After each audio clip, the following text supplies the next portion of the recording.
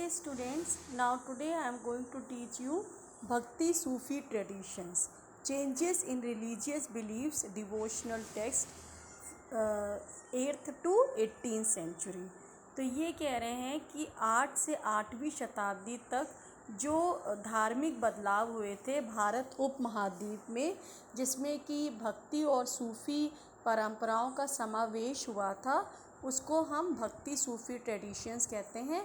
और इसका समय पूरा 1000 वर्ष का समय था, जब इन वैदिक धर्म और जैनिज़्म और बुद्धिज़्म के अलावा भारत में भक्ति और सूफ़ी कल्ट भी का समावेश भी हुआ था। Okay, we saw in chapter 4 that by the mid-1st millennium CE, the landscape of the subcontinent was dotted with a variety of religious structures, stupas, monasteries, temples. If these typified certain religious beliefs and practices, others have been reconstructed from textual traditions including the Puranas, many of which have received their present shape around the same time, and yet other remains only family visible in textual and visual record। ये कह रहे हैं कि जैसे कि हमने chapter 4 में पढ़ा था, जो कि thinkers believes and tradition and building से रिलेटेड था, जिसमें कि हमने emergence of Buddhism and Jainism के बारे में पढ़ा था, और हमने बुद्धिज़्म किस तरह से इमर्ज हुआ और किस तरीके से वो भारत में फैला, इसके बारे में जाना था। और ये इसका हमें साक्ष्य जो है न केवल उनके लिटरेरी सोर्सेस के द्वारा प्राप्त हुआ है, बल्कि उस समय के शासकों के द्वारा बनाए गए जो आर्किटेक्चरल स्ट्रक्चर्स थे, जैसे कि बुद्धिस्ट स्तूपास, जो कि मोस्टली अशोका के द्वारा बनवाए गए थे, उनसे भी हमें बहुत महत्वपूर्ण जानकारी बुद्धिज़्म के बारे में, उसके उदय और उसके फैलाव के बारे में पता चलती है। New textual sources available from this period include composition attributed to poet saints, most of whom express themselves orally in regional languages used by ordinary people। तो ये कह रहे हैं कि जैसे 6ठी शताब्दी ईसा पूर्व से 6ठी शताब्दी तक जो धर्मों का, वैदिक धर्म के साथ जो अन्य समकालीन धर्मों का भारत उपमहाद्वीप में प्रादुर्भाव हुआ, उदय हुआ, उनकी जानकारी हमें उनकी धार्मिक पुस्तकों और उस समय के बनाए गए विशाल इमारतों से मिलती है, जिसमें कि स्तूपास और मोनेस्ट्रीज शामिल थे। तो इसी तरीके से 8 से 18वीं शताब्दी तक जो भारत उपमहाद्वीप में जो धार्मिक बदलावों का दौर चल रहा था, जिसमें कि भक्ति और सूफ़ी भी जो है परंपराएं बाद में सम्मिलित हो गई थी ईश्वर की आराधना के लिए। तो इनकी जानकारी हमें इन भक्त कविताओं, इन भक्त संत की कविताओं के द्वारा प्राप्त होती है। जो भक्त संत थे, जो भक्ति में, जिन्होंने डिवोशन में अपना पूरा जीवन व्यतीत कर लिया था ईश्वर की आराधना में, तो ये जो भक्ति संत के जो शाखा के जो संत थे, भक्ति शाखा के जो संत थे, उनके द्वारा रचित कविताओं से हमें उस समय की जानकारी के बारे में, उस समय के विषय, उस समय किस तरह से भक्ति शाखा का उदय हुआ और किस तरीके से इन्होंने अपनी कविताओं, इन्होंने अपनी रचनाओं के माध्यम से इसको पूरे भारतवर्ष में फैलाया। और ये जो इनकी कविताएं थी, ये आम बोलचाल की भाषा में लिखी गई थी, क्योंकि जो भक्ति शाखा के जो संत हुए थे, वो उस समय के प्रचलित वैदिक वर्णों के में जो आम लोग थे, जो सबसे निचले वर्ण के लोग थे, उनमें ही उनका जन्म हुआ था। ज़्यादातर जो भक्ति शाखा में उत्पन्न संत थे वो या तो जुलाहे थे या फिर वो निम्न वर्ण से आते थे, जैसे कि शूद्र। और उसमें कुछ और वुमेन सेंट्स भी हुई हैं, जैसे कि मीराबाई, और उन्होंने भी भक्ति के द्वारा ईश्वर की आराधना को आगे बढ़ाने में महत्वपूर्ण योगदान दिया है। These compositions, which were often set to music, were complied by disciples or devotees, generally after the death of the poet saint। और ये कह रहे हैं कि ये जो इन्होंने जो संत हुए हैं इस समय के भक्ति शाखा के जो संत हुए हैं, इनके जो अनुयायी थे, इन्होंने उनके द्वारा रचित कविताओं को संग्रहित करके एक पुस्तक का रूप दिया है। और समय समय पर इनकी मृत्यु के उपरांत इन भक्ति शाखा के संतों की मृत्यु के उपरांत इनके अनुयायी इनके द्वारा रचित कविताओं को गीतों के रूप में गाया करते हैं। और इस तरीके से ये गीतमय जो कविताएं हैं उसको गा करके ये अपने ईश्वर में लीन हो जाते हैं। What is more, these traditions were fluid. Generations of devotees tended to elaborate on the original message। और ये कह रहे हैं और कि जो ये परंपराएं हैं ये बहुत ही, इनकी परंपराएं जटिल नहीं हैं, इनकी परंपराएं कठोर नहीं हैं। जो भक्ति शाखा के संतों ने जो अपनी शाखा में जो परंपराएं जो जोड़ी थी कि भक्ति शाखा को आगे बढ़ाने के लिए, ये बहुत ही तरल हैं, फ्लूइड हैं, मतलब इनमें समय के हिसाब से बदलाव किए जा सकते हैं। और इस तरीके से क्योंकि इनमें समय के हिसाब से समय समय पे बदलाव किए गए हैं, इसकी वजह से ये जो शाखा है ये बहुत लोकप्रिय हुई और ये एक पीढ़ी से दूसरी पीढ़ी तक जो है इसको आगे बढ़ती गई, अग्रसर होती गई। और जो भक्त संत अपने समय में जो लोगों के लिए उपदेश दे गए थे, उन्होंने उनके उपदेश को उनके अनुयायियों ने आगे की पीढ़ी को अपने तरीके से पहुंचाने की कोशिश करी।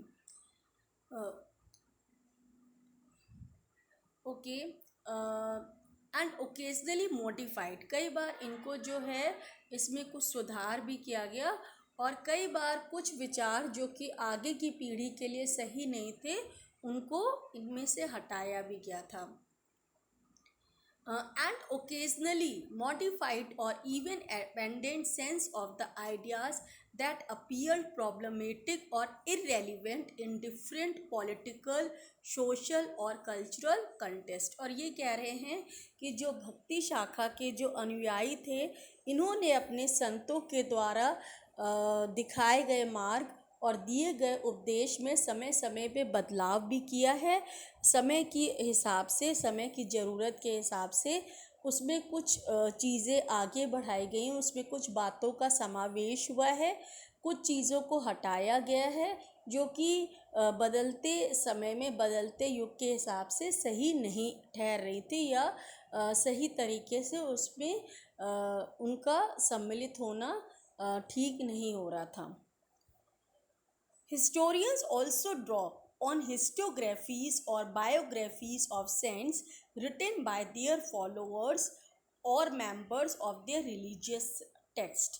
ये religious sect, इतिहासकर्ता ये भी कह रहे हैं कि इन्होंने इन भक्ति शाखा के संप्रदाय के जो संत थे उनकी जीवनी से, जो कि उनके अनुयायियों के द्वारा लिखी गई थी, और संत की जीवनी जिनको हैगियोग्राफीज भी कहते हैं, उनसे भी इस भक्ति कल्ट के बारे में पता करने की और इनकी जानकारी इकट्ठी करने की बहुत कोशिश करी है।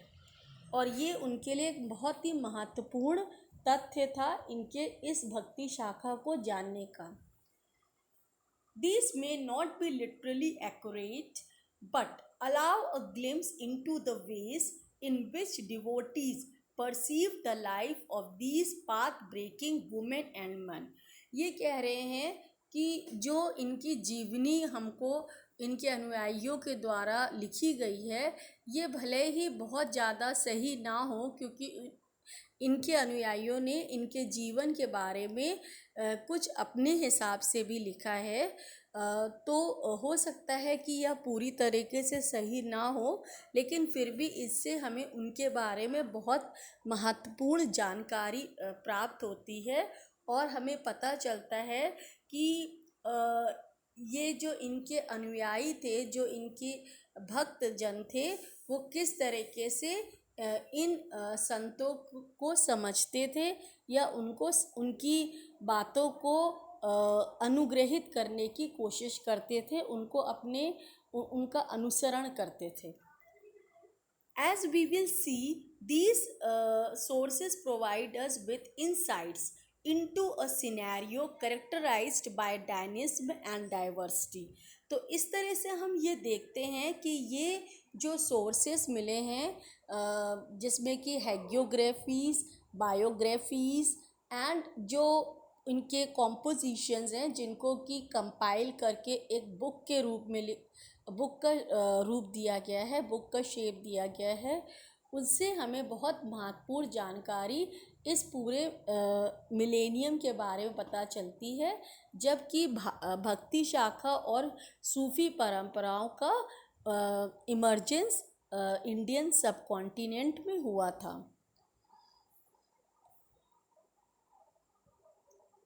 अ mosaic of religious belief and practices, ये आपका टॉपिक 1 है।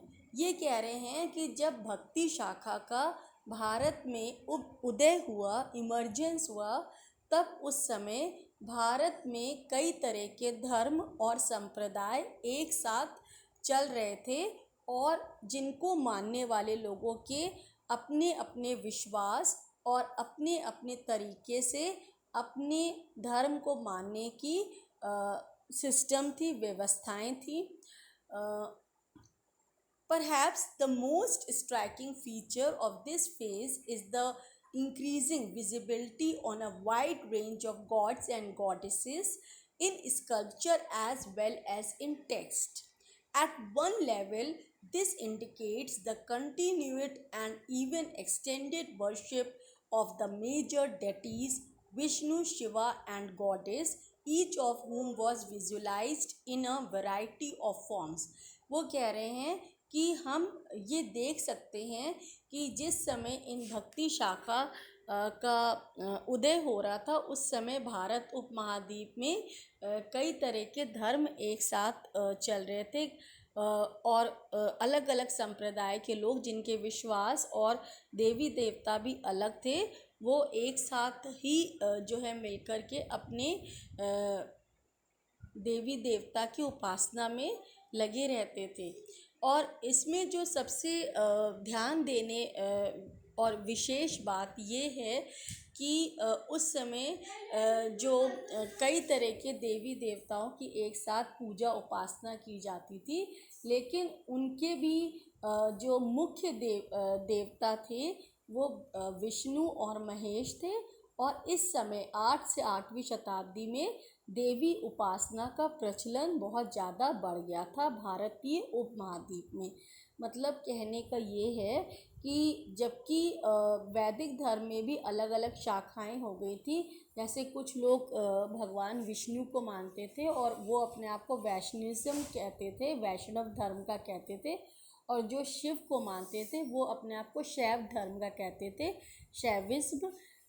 और इस समय देवी उपासना जो कि जिनके बारे में कहा जाता है कि ये देवियाँ जो थी विष्णु और शिव की पत्नियाँ थीं, इनकी भी उपासना बहुत ज़्यादा भारतीय उपमहाद्वीप में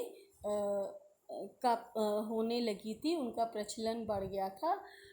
और इनकी उपासना हर संप्रदाय और हर क्षेत्र के लोग अपनी तरीके से करते थे। 1.1 द इंटीग्रेशन ऑफ कल्ट्स, तो हम ये कह सकते हैं कि जो भक्ति शाखा थी उसको मानने वाले लोग एक साथ किस तरह से जुड़े हुए थे। मतलब कल्ट्स का मतलब होता है कि जो उनके अनुयायी थे, जो किसी भी संप्रदाय को मानने वाले, किसी भी धर्म को मानने वाले और को मानने वाले जो उनके अनुयायी होते हैं, वो सब किस तरह से एक साथ जुड़े हुए थे। Historians who have tried to understand these developments suggest that there were at least two processes at work. One was process of disseminating Brahminical ideas. This is exemplified by a composition, compilation and preservation of Puranic text in simple Sanskrit verse. Explicitity meant to be accessible uh, to women and Shudras who were generally excluded from the Vedic learning. तो historians ने इस चीज़ को समझने की कोशिश करी है कि किस तरह से भक्ति शाखा में सम्मिलित हुए भक्ति शाखा के जो अनुयायी थे वो किस तरीके से आपस में जुड़ गए थे। इसके मुख्य जो कारण था वो ये था कि उस समय जो भारत उपमहाद्वीप में जो वैदिक कल्चर था, जो वैदिक कल्चर ऑलरेडी एग्जिस्टेंस में था, उसमें एक तो कुछ सामाजिक बुराइयां भी थी, जैसे कि वैदिक कल्चर में वर्ण सिस्टम था या वर्ण व्यवस्था जिसको हम कहते हैं, जो कि एक हायरार्किकल सिस्टम था जिसमें कि समाज को 4 भागों में बांट दिया गया था, जिसमें कि सबसे ऊंचे वर्ग ब्राह्मणों का था जो कि पूरे समाज को डोमिनेट करते थे, और उसके बाद क्षत्रिय, फिर वैश्य और सबसे निम्न वर्ण जो था शूद्रों का था। तो जो निम्न वर्ण के लोग थे शूद्र, उनको वेदों का ज्ञान जो है उस समय अलाउड नहीं था, परमिसिबल नहीं था, मतलब उनको वेदों का अध्ययन करने नहीं दिया जाता था। और साथ में औरतों को भी, चाहे वो किसी भी वर्ण की क्यों ना हो, उनको भी पढ़ने लिखने की मनाही थी। तो इस तरह से उस समय कुछ लेटर वैदिक एज में कुछ सामाजिक बुराइयां इसमें सम्मिलित हो गई थी, जिसमें कि ब्राह्मणवाद का होना और दूसरी चीज़ कि औरतों को मतलब उनको और शूद्रों को दबाना और उनको जो है कुछ चीज़ें ना, मतलब कुछ चीज़ें ना करने के लिए बाध्य करना, ठीक है, जिसमें कि शिक्षा अध्ययन भी सम्मिलित था। और इसको हम ये कह सकते हैं कि जो इसका हम एक उदाहरण दे सकते हैं कि जो उस समय की रचनाएं हुई हैं या जो भी रचनाओं को संग्रहित किया गया है या उनको संभाल के रखा गया पुराने टेक्स्ट, वो ज़्यादातर बाद में जो लिखे गए हैं वो सिंपल संस्कृत वर्स में लिखे गए हैं। हाँ, तो उसको हम इस तरह से समझ सकते हैं कि जो वेद थे वो बहुत ही कॉम्प्लिकेटेड तरीके से जटिल उसमें संस्कृत शब्दों का इस्तेमाल किया गया था वेदों में, जबकि जिससे कि उसको जो है आम लोग ना समझ सके और केवल जो ब्राह्मण जो कि संस्कृत का अध्ययन अध्यापन करते थे वो ही इन वेदों को पढ़ सके और समझ सके, और जिससे कि वो अपना पूरे समाज पे रौब और अपना दबदबा कायम रख सके, मतलब वो पूरे सोसाइटी को डोमिनेट कर सके। और इससे जो है समाज में अन्य वर्णों के द्वारा जो है इसका विरोध उत्पन्न हुआ और इससे जो है नए धर्मों का उदय हुआ, जैसे कि बुद्धिज़्म और जैनिज़्म, और साथ ही भक्ति शाखा का भी। तो इसको सुधारने के लिए और ये भी लोगों को फिर से वेदों से जोड़ने के लिए जो आगे वैदिक टेक्स्ट लिखे गए जिसमें कि पुराण है, जैसे कि विष्णु पुराण और शिव पुराण, उसको बहुत ही सरल संस्कृत भाषा में लिखा गया है, ताकि उसको जो है आम लोग भी जो कि निम्न वर्णों से आते थे वो भी पढ़ सकें, और साथ में औरतें भी उसको पढ़ सकें। तो मतलब उनको पुराण पढ़ने की कोई मनाही नहीं थी और वो उनको पढ़ सके, इसलिए उसको आसान संस्कृत भाषा में लिखा गया था। All the same time, there was a second process at work, that of the Brahmanas accepting and reworking the belief and practices of these and other social categories. और उसी समय में एक दूसरी भी उन्होंने प्रक्रिया बनाई थी, जिससे कि ब्राह्मण्स भी अब दूसरों के विचारों को, जो दूसरे भक्ति शाखा या अन्य धर्मों के जो संत हुए हैं, जो गुरु हुए हैं, उनके विचारों को वो अपने वैदिक धर्म में भी जो है उनका समावेश या उनको जो है सम्मिलित करने लगे थे। In fact, many beliefs and practices were shaped through a continuous dialogue between what sociologists have described as great Sanskritic Puranic tradition and little tradition throughout the land. तो ये कह सकते हैं कि इस तरह के जो कई तरह के जो विश्वास और कई तरह की जो अपने विश्वास, अपने धर्म, अपने संप्रदाय को मानने वाले लोग थे, वो जिस तरीके से अपने धर्म में को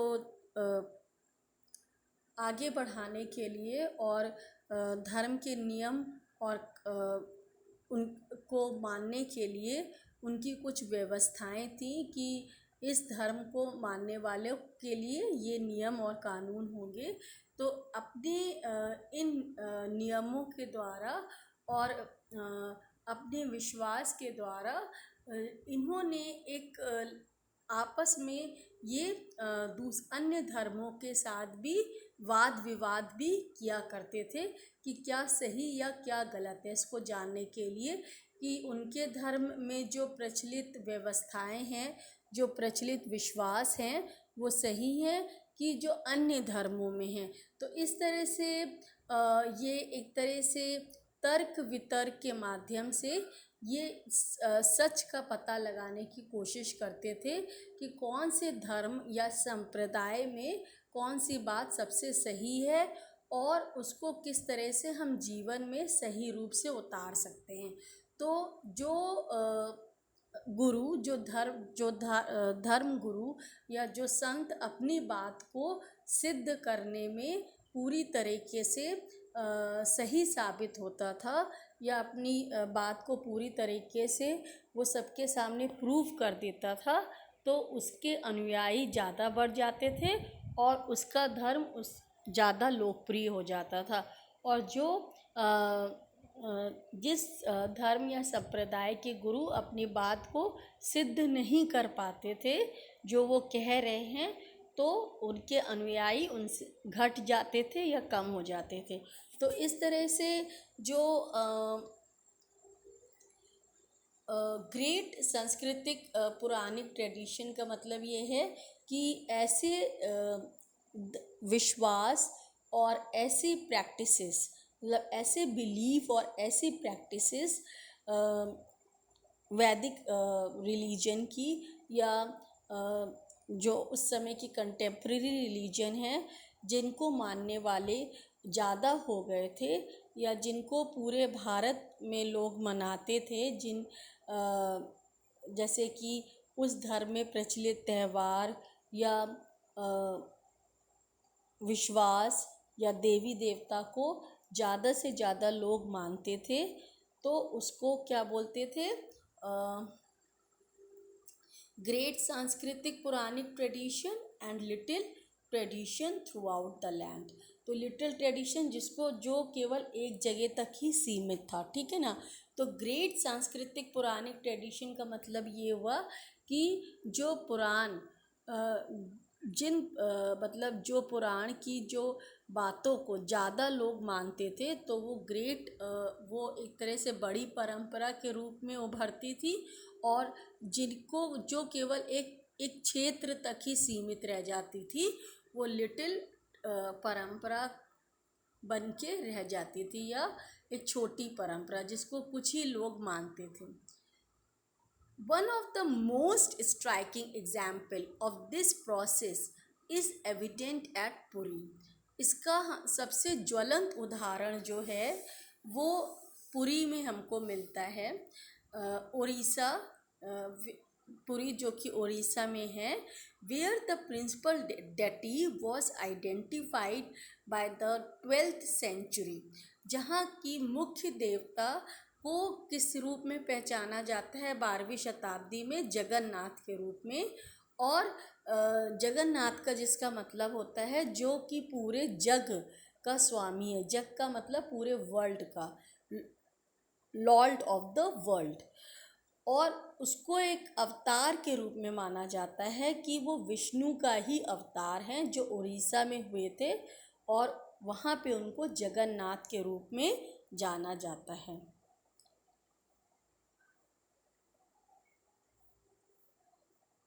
If you compare figure 6.2 with figure 4.26, you will notice that the deity is represented in a very different way. अब ये जो देखिए ये स्कल्पचर है, इसमें जो देवी की प्रतिमा है, ठीक है, ये एक बुद्धिस्ट देवी हैं, मतलब बौद्ध देवी हैं, और मारीची इनकी प्रतिमा, मतलब जो 6ठी शताब्दी की प्रतिमा से बिल्कुल अलग है, बिल्कुल हट के है, ठीक है ना। तो इससे ये पता चलता है कि बुद्धिज़्म में भी अब वैदिक ट्रेडिशंस यानी वैदिक परंपराएं सम्मिलित हो गई थी, और इनके भी परंपराओं में वैदिक परंपराओं के कुछ हमें चिन्ह दिखाई पड़ते, जो कि इनके ख़ास तौर से इनके स्कल्पचर यानी मूर्तियों में और साथ में मंदिरों में नज़र आते हैं, ठीक है। तो इस तरह से ये कह सकते हैं कि जो ये आपस में जो संत या गुरु होते थे, धार्मिक गुरु, जब वो सत्संग करते थे, या जब वो आपस में किसी बात को लेकर के वाद विवाद करते थे, तर्क वितर्क करते थे, तो जो सबसे सही चीज़ निकल के सामने आती थी उसको सभी धर्म के लोग अपना लेते थे। तो इस तरह से उस समय के जो प्रचलित धर्म थे वैदिक धर्म के अलावा, जैसे बुद्धिज़्म, जैनिज़्म, उनमें भी काफ़ी कुछ उनके प्रभाव दिखाई पड़ते हैं। तो ये जो कि आप देख सकते हैं कि ये जो एक बौद्ध देवी की प्रतिमा है 8वीं शताब्दी में जो बनाई गई थी, ये 6ठी शताब्दी की प्रतिमा से काफ़ी अलग है, काफ़ी हट के है। If you compare, okay, this I have already explained you. Now at the same time, okay, in this instance, a local deity whose image was and continues to be made of wood by local tribal specialist was recognized as a form of Vishnu. तो ये कह रहे हैं कि इसी में हम एक और बता सकते हैं, एक बात इंस्टेंस दे सकते हैं कि जो उनके जो कुल देवता या लोकल जो उनके देवता हैं, जो एक क्षेत्र के देवता होते हैं, जिनके कुल देवता होते हैं, उनकी जो इमेज है वो आज भी जो है लकड़ी से ही बनाई जाती है, और ये उस जगह के जनजाति समुदाय के लोग बनाते हैं, और इसको वो किस रूप में पहचानने की कोशिश करते हैं कि वो विष्णु का ही एक अवतार है। इस विष्णु का ही एक रूप है। At the same time, Vishnu was visualized in a way that was different from that in other parts of the country. इसी तरह से विष्णु को अलग अलग तरीक़ों से अलग अलग लोग उनको देखने की कोशिश करते हैं, जो कि हर जगह अलग रूप में उनको देखा जाता है। मतलब रीजन टू रीजन, मतलब हर क्षेत्र में वो अलग तरीके से उनको विष्णु को उनकी पूजा की जाती है, उनको देखने की कोशिश की जाती है, उनकी इमेज भी अलग होती है काफ़ी कुछ। South India, okay, such instances of integration are evident amongst goddess cults as well. और इस तरह के जो इंस्टेंसेस हैं, इस तरह की हमको बातें, हमको इंस्टेंसेस जो है, साक्ष्य जो हैं, हमको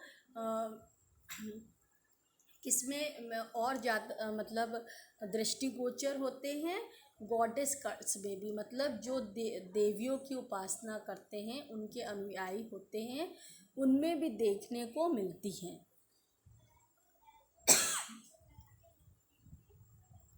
Worship of the goddess, often simply in the form of a stone smeared with ochre, was evidently widespread.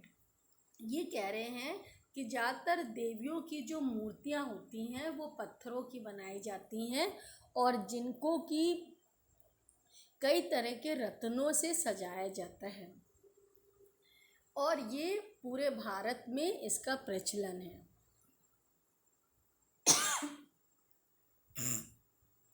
These local deities were often incorporated with the Puranic framework by providing them with an identity as a wife of the principal male deities. Sometimes they were equated with Lakshmi, the wife of Vishnu, in other instances with Parvati, the wife of Shiva. ये कह रहे हैं, और इनकी पहचान जो है मुख्य देवताओं की पत्नियों के रूप में की जाती है, जैसे लक्ष्मी, जिनको कि विष्णु की अर्धांगिनी या विष्णु की पत्नी के रूप में जाना जाता है, और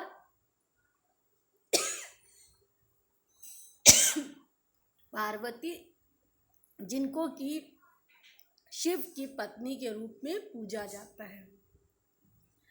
now next is differences and conflict. So what are the differences? मतलब ये है कि आपस में कुछ चीज़ों को लेकर के जो इनके मतलब इनको एक अलग पहचान देते थे, और इनके जो समुदाय या इनके धार्मिक मान्यताओं में जो भेद है, जो धार्मिक मान्यताओं में जो विभिन्नताएं हैं, उसको लेकर के इनमें आपस में कई बार मन मुटाव की स्थिति भी हो जाती थी। Often associated with the goddess were forms of worship that were classified as tantric. ज़्यादातर गॉडेस को जो है इस तरह से उनकी पूजा उपासना की जाती थी, जिसमें कि तंत्र, जो कि एक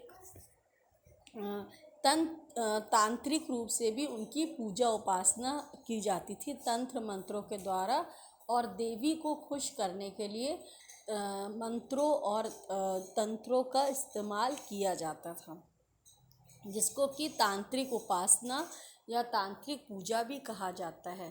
तांत्रिक practices were wide spread in several parts of the sub continent. और इस तरह से देवी की उपासना, जिसमें कि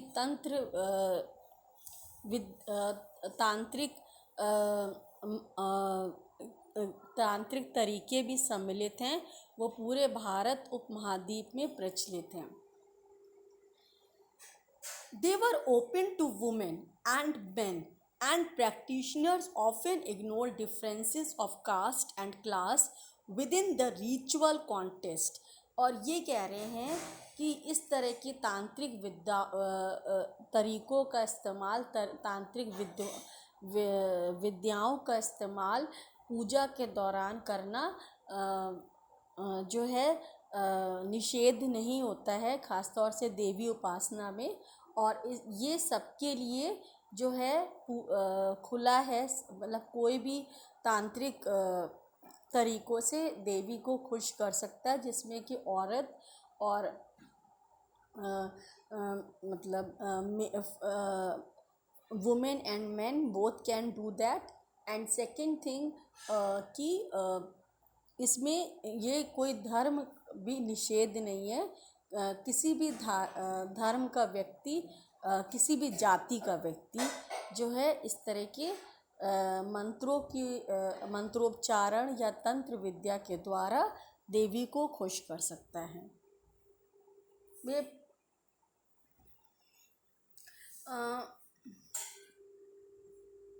Many of these ideas influenced Shaivism as well as Buddhism। और ऐसे विचारों से प्रेरित हो करके जो शैविज्म और बुद्धिज़्म की जो संप्रदाय के लोग हैं वो भी इससे काफ़ी प्रभावित हुए हैं, और इन्होंने भी तांत्रिक विद्याओं को अपने में सम्मिलित किया है, जिसमें कि जैसे शैविज्म में अघोरी शैविज्म की एक शाखा है जो रात में शमशान में जा कर के तांत्रिक विद्याओं के द्वारा जो है अपने मनोरथ को सिद्ध करने की कोशिश करती है और शक्तियों को प्राप्त करने की कोशिश करती है। All of these somewhat divergent and even desperate beliefs and practices would come to be classified as Hindu over the course of the next millennium।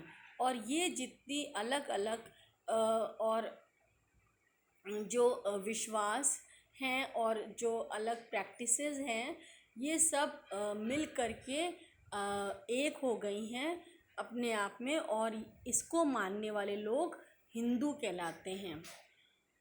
और जो कि नेक्स्ट मिलेनियम यानी कि नेक्स्ट 1000 वर्षों में ये सब मिल के एक हो गई थी और इनको मानने वाले लोग हिंदू कहलाए थे।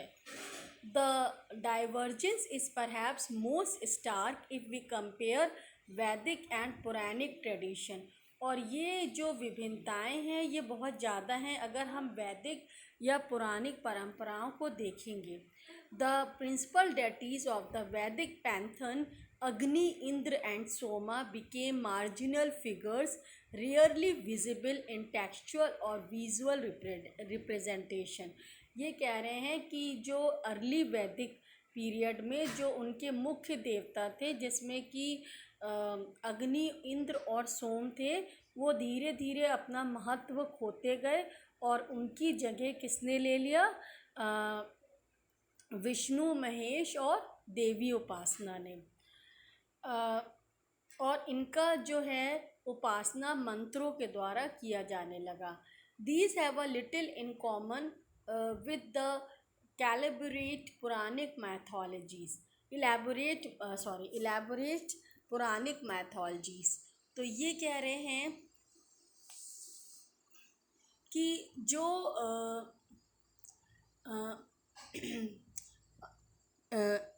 उस समय के अर्ली वैदिक टाइम के जो मुख्य देवता थे, जैसे कि अग्नि, सोम और अग्नि, इंद्र और सोम, वो धीरे धीरे अपना महत्व पूरी तरीके से खोते गए। और जो लेटर वैदिक एज में जो पुराण लिखे गए हैं, इसमें इनके बारे में बहुत ही कम वर्णन मिलता है। However, in spite of these obvious discrepancies, the Vedas continued to be revered as authoritative। लेकिन इन सब विभिन्नताओं के बावजूद आज भी हिंदू धर्म में वेदों का अपना महत्व है और उनको उतना ही सम्मान दिया जाता है, और उनको उनमें लिखी हुई बातों को आज भी जो है मतलब पत्थर माना जाता है कि वो मील का पत्थर है, मतलब वो सही हैं। उनको जो भी लिखा गया उस समय में, जो वेदों को लिखा गया है, वो आज भी बिल्कुल सही जो है खरे उतरते हैं। Not surprisingly, these were sometimes conflicts as well. और हम इसमें आश्चर्य की कोई बात नहीं है अगर हम ये कहते कि इन विभिन्नताओं की वजह से उनके आपस में मन मुटाव होते थे। Those who valued the Vedic tradition often condemned practices that went beyond the closely regulated contact. जिन्होंने वैदिक परंपराओं को जो मानते थे वो ऐसी प्रैक्टिसेस को खारिज करते थे, कंडेम्ड करते थे, जो कि मंत्रों उच्चारण के द्वारा या बलि दे करके ईश्वर को पाने की कोशिश की जाती थी। तो ये कह रहे हैं, not surprisingly there were sometimes conflicts as well. Those who valued the Vedic traditions often condemned practices that went beyond the closely regulated contact with the divine through the performance of sacrifices or precisely chanted mantras. तो ये कह रहे हैं कि आज भी जो वेदों को मानने वाले लोग हैं वो और जो तंत्र विद्या के द्वारा ईश्वर को की उपासना करते हैं उनके बीच में हमेशा ही कुछ चीज़ों को लेकर के मन मुटाव बने रहते हैं, क्योंकि वेदों को मानने वाले लोग यज्ञ और आहुति के द्वारा ईश्वर को खुश करते हैं, जबकि तांत्रिक विद्याओं में इसका बिल्कुल उलट होता है। वो ज़्यादातर जो है रात में अपनी तंत्र विद्याओं को सिद्ध करते हैं और इसमें कई बार वो पशु बलि या नर बलि भी देते हैं, जो कि वेदों के बिल्कुल खिलाफ है, तो इसको वो खारिज करते हैं।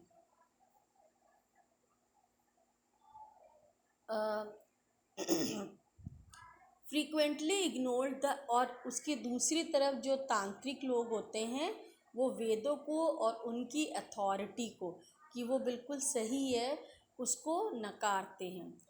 Also devotees often tended to project their chosen deity either Vishnu or Shiva as supreme. और इसके अलावा जो भक्त हैं वो अपने ही देवता को प्राथमिकता देते हैं।